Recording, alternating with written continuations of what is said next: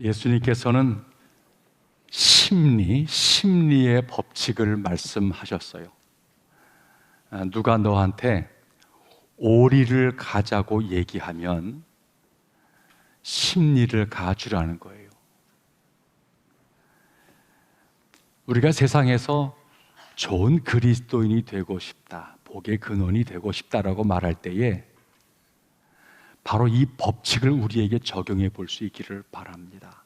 복의 근원이 그냥 앉아서 나 좋은 사람 되고 싶어, 나 복의 근원 되고 싶어, 그런 것이 아닙니다. 뭔가 넓혀야 돼요. 내 안에서 싸워야 돼요. 누군가 오리를 가자라고 말할 때에 내가 심리까지 가줄게, 그렇게 마음그릇이 커져야 한다는 거예요.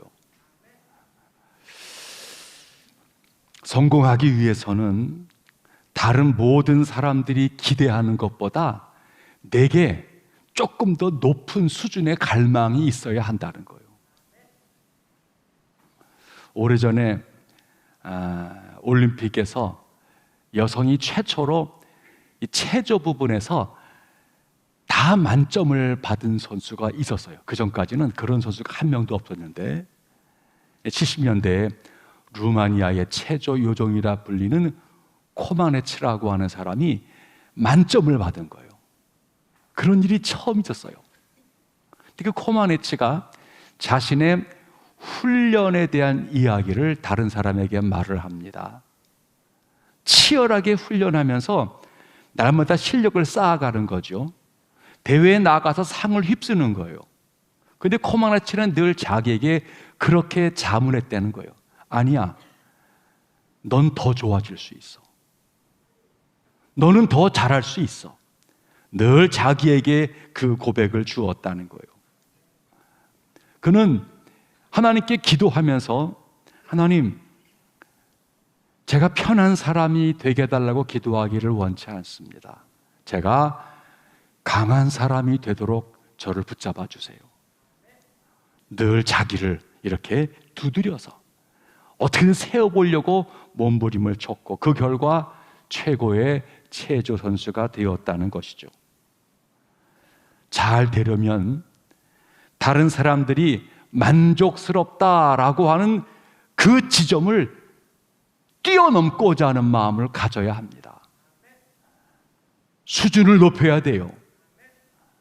그게 힘을 다하는 것입니다. 우리 주님께서 너 하나님을 섬기니 힘을 다해서 하나님 사랑을 하는 거예요. 섬기라는 거예요. 전심전력해서 하나님을 섬기라는 것입니다. 바울도 목회 후배 디모데에게 권하는 것이에요. 디모데야, 너 전심전력을 다해서 너의 진보를 나타내라. 최선을 다한다는 말의 의미가 무엇입니까? 내가 지금 한 것을 만족하는 것이 아닙니다. 사람들이 기대하는 바가 있어요. 현재 내 수준이 있어요. 근데 거기에 이만하면 됐지라는 것이 아니라 하나님, 내가 조금 더 나아지도록 나를 붙잡아 주세요. 그래서 기도하는 거예요. 여러분에게 2022년이 여지껏 살아왔던 삶에 그냥 만족하고 그냥 앉아있는 것이 아니라 비록 내가 여지껏 은혜로 살았고 잘 달려왔지만 하나님, 나 2022년 또 이만큼 진보하기를 원합니다. 더 나아지기를 원합니다. 여러분 속에 영혼의 갈망이 있기를 바랍니다. 학생이 학업과 또 친구, 교우관계와 여러 가지를 해야 되겠지만 그리스도인은 자신의 영성에 대하여서 내가 조금 더 나아지고 깊어지기를 갈망하는 마음이 있어야 합니다. 평생 예수 믿으면서 내가 어느 수준과 한계에서 머물면서 뭐 다 교회가 그렇지, 뭐 내 수준이 그렇지, 뭐 저 사람도 그런데 거기에 머물러 있다는 것은 너무 아쉬운 거예요. 여러분, 우리 영혼은 사모하는 마음, 갈망하는 마음을 가지면 지금보다 훨씬 더 깊어지고 나아질 여지가 분명히 있어요. 그 일을 위해서 올 한 해도 영적으로 애쓰고 수고하는 귀한 한 해가 되어지기를 축복합니다. 여러분에게 오늘 이 아침 한번 이분을 한번 본받아 보라고 한 인물을 소개하려고 하는데, 오늘 본문에 등장하는 바나바라고 하는 분이에요. 초대교회 아주 귀하신 분이에요. 하지만 12사도는 아니었어요. 사도들이 복음을 증거하면서 교인들이 기하급수적으로 늘어났어요. 그 중에 초기 교회에 예수를 믿은 자였습니다. 원래 그의 이름은 사도행전 4장에 보면은 요셉이라고 하는 인물이었어요. 구브로, 지중해 연안의 키프로스라고 하는 섬에 흩어진 유대인들 가운데 하나인 레위 족속의 한 사람이었어요.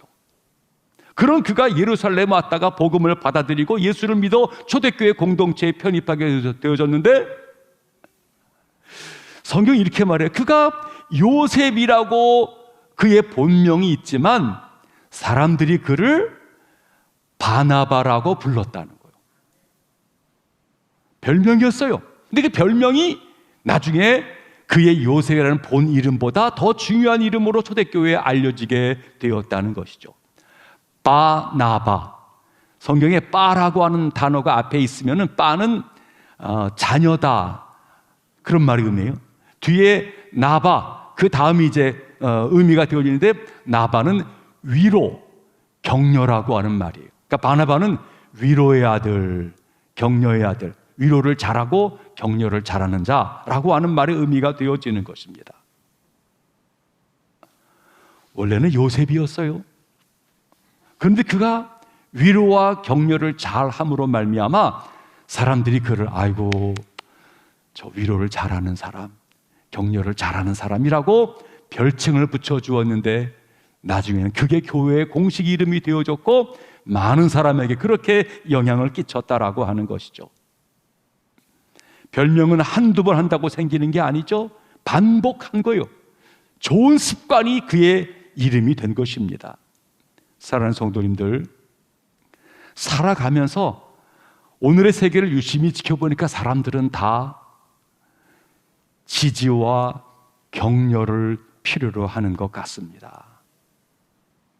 세상이 힘들어지는 것은 돈이 없어 그런 것 같지가 않아요. 휴가가 없어 그런 것 같지가 않아요. 함께 살아가는 사람들이 함께 살아가는 중에 지지와 격려를 받음으로 말미암아 사람이 기가 펴고 의욕이 살아나게 되어지는 것인데, 오늘의 시대가 지지와 격려보다는 책망하고 꾸짖는 게 더 많은 그런 시대가 되어져 버렸다는 것이죠. 지적이 필요해요. 책망도 필요해요. 그러나 지적과 책망을 많이 들으면 사람이 피곤해집니다. 그리고 생기와 자신감을 잃어버릴 수밖에 없습니다. 가족 구성원들 간에 지지와 격려가 필요합니다. 남편이 힘이 센 것 같지만 사실은 힘이 세지 않아요. 이미 직장에서 수많은 경쟁 관계에서 지치고 상한 거예요. 힘든 거예요. 그런데 가정에 돌아왔을 때 아내와 자녀들이 아빠가 자랑스러워. 여보, 당신이 오늘도 수고했지? 지지와 격려를 받으면 힘이 나는 거예요. 아내도 마찬가지죠. 하루 종일 남편 뒤치락거리 한 것이고 아이들 뒷바라지 한 거예요. 가사 일이 쉬운 일이 아닙니다. 지치고 힘든 거예요. 그때 직장에서 돌아온 남편, 본인도 힘들겠지만 아이고 가정을 잘 꾸려주어 고마워. 애들이 요즘 말 잘 듣지 않은데 힘들지? 지지와 격려를 해주면 힘이 나는 거예요. 가정이 아름다워져 가는 거예요. 자녀도 마찬가지죠. 학업이 쉬운 일이겠습니까? 이 친구 관계가 피곤하고 어렵습니다. 그런데 부모로부터 서로 지지를 받게 되어지면 아이들의 기가 살게 되어지는 것이죠. 그래서 가정은 보다 행복한 세계가 되어져 가는 거예요. 가정만이 아닙니다. 교회도 마찬가지입니다. 교회를 잘 세운다는 것을 잘 헤아려야 돼요. 똑바로 하세요. 그거 아니죠? 고칠 거 분명히 교회도 있어요. 다 우리가 완숙한 사람들이 아닙니다. 그러나 하나님의 교회가 세워져 가는 것은 책망하고 꾸짖음을 세워져 가지는 않습니다. 다 서툴고 부족하고 연약한 죄인들이지만 그래도 은혜 받고 하나님의 교회를 섬기며 교인답게 살아가고 싶은 마음이 있는 거예요. 그런 중에 지지와 격려를 해주면 힘이 솟구쳐 헌신자가 되어져 가는 것이죠. 하나님의 교회 일꾼들에게 온 성도가 지지와 격려를 주어야 합니다. 목회자도 지지와 격려가 필요하고 장로님들도 교회 여러 일꾼들도 지지와 격려가 필요합니다. 시간과 마음, 정성을 내어놓아서 그 귀한 역할을 감당하시는 분, 실수할 수 있어요. 부족할 수 있지요. 그러나 잘하려고 한 걸 텐데요. 그래도 애쓰고 수고해 주어서 우리가 이렇게 잘하고 있어요. 고마워요. 그런 지지와 격려를 받으면 올 한 해 더 귀한 그릇으로 세워져 가게 될 것입니다. 바나바가 초대교회에서 이 일을 이루었다는 거예요. 바나바, 이 구브로 출신은 꽤 부자들이 많았다는 거예요. 은혜를 받자 바나바가 자신의 소유를 다 팔아서 하나님의 교회에 바치게 되어졌고 사람을 섬긴 일에 최선을 다했다는 거예요. 그래서 자신을 돌보기보다 자신을 내어놓고 돌보는 그의 사랑과 헌신의 수고 때문에 교회 구석구석이 주어졌다는 거예요. 오늘 본문도 그런 내용이에요. 바나바가 예루살렘 교회를 잘 섬기는 중에 예루살렘 교회에 사울이라고 이제 바울로 바뀌어진 그자가 찾아온 거예요. 아직 사람들이 믿을 수가 없어요. 얼마 전까지만 하더라도 그 사울은 기독교를 핍박하는 자였거든요. 교인들을 잡아가는 자였어요. 근데 그가 예수 그리스도를 만났다는 거예요. 바나바는 믿어준 거예요. 사람들은 경계하는 겁니다. 바울을 멀리하려고 하는 거예요. 그러나 바나바가 그 바울을 데리고 와서 아닙니다. 예수 그리스도를 만났어요. 정말 주님 앞에 신실한 종입니다. 좋은 그릇이에요. 천거하게 되어졌고 바울이 거기서 힘을 얻고 지지를 받아서 예루살렘의 유대인들과 말씀으로 잘 겨루어서 기독교 세계를 넓히는데 바울이 세움받게 되었다는 거예요. 뿐만 아닙니다. 후에 바울이 예루살렘 핍박을 받으면서 급히 도망가서 저 터키의 남쪽의 다소에 숨어 지내게 되어졌어요. 복음이 증거되어지면서 예루살렘 저 위쪽의 바닷가 쪽에 수리아의 안디옥이라고 하는 곳에 교회가 세워진 거예요. 거기는 유대인들만이 아니라 헬라 사람들, 이방 사람들이 함께 신앙생활을 하게 되어졌어요. 교회가 막 역동적으로 커가니까 자기들의 힘으로 부족한 예루살렘에서 사람을 파송하기를 원했어요. 예루살렘 교회가 바나바를 파송을 합니다. 바나바가 혼신의 힘을 기울여서 안디옥 교회를 섬겼어요. 거기서 더 많은 사람들이 예수 믿게 되어졌고 교회가 따뜻하게졌어요. 그런데 이 바나바가 한계를 느꼈어요. 나름대로 열심히 해서 교회도 이만큼 성장시켰지만 이게 유대인들로만 이루어진 교회가 아니거든요. 헬라 사람도 있고 층이 다양한 거예요. 아, 내가 이 사람들을 다 돌보기에는 내가 좀 힘이 미약하구나. 그는 너무너무 잘했지만 더 잘할 사람이 필요했던 거예요. 바나바가 바울을 기억을 했어요. 그래서 다소에 가서 바울을 데려오는 거예요. 둘이 한 마음을 다해서 안디옥 교회를 섬겼더니 안디옥 교회가 크게 부흥하게 되어졌고 그 안디옥 교회 처음으로 그리스도인이라고 하는 이름이 생겨나게 되었다는 거예요.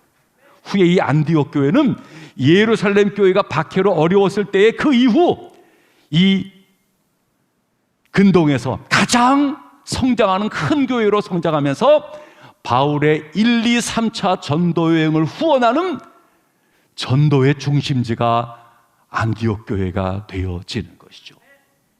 저 깊은 속에는 바나바의 수고, 바나바의 오히려 자신이 영광을 받을 수 있고 칭찬받을 수 있지만 자신을 오히려 내려놓으면서 더 크게 일할 사역자 바울을 모셔왔던 내내 이인자처럼 보이지만 숨은 그릇으로 쓰였던 바나바가 그 사역을 이루었다는 거예요.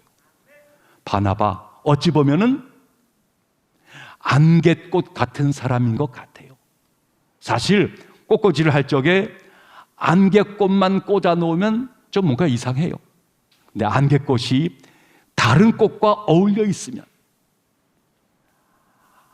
안개꽃을 배경 삼아서 꽂혀진 꽃들이 아름다워져요. 보여져요. 너무나 이쁘게 보여지는 거예요.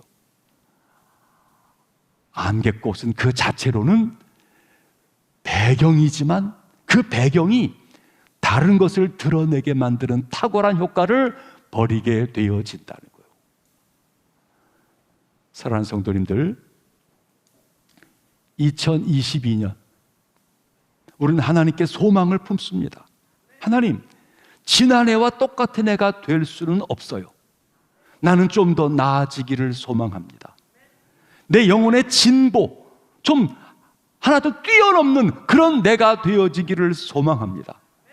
여러분, 그렇게 갈망하는 중에 바나바를 한번 가슴에 품어보시고, 오늘의 세상이 지지와 격려를 필요로 하고 세상이 뭔가 손을 붙잡아 주기를 필요로 하는 이 시대에 하나님, 내가 한번 이런 그리스도인으로 살아보면 어떨까요? 나를 써주세요. 나를 만들어주세요. 내가 그렇게 되기 위해서 내 마음을 내가 어떻게 다스려야 합니까?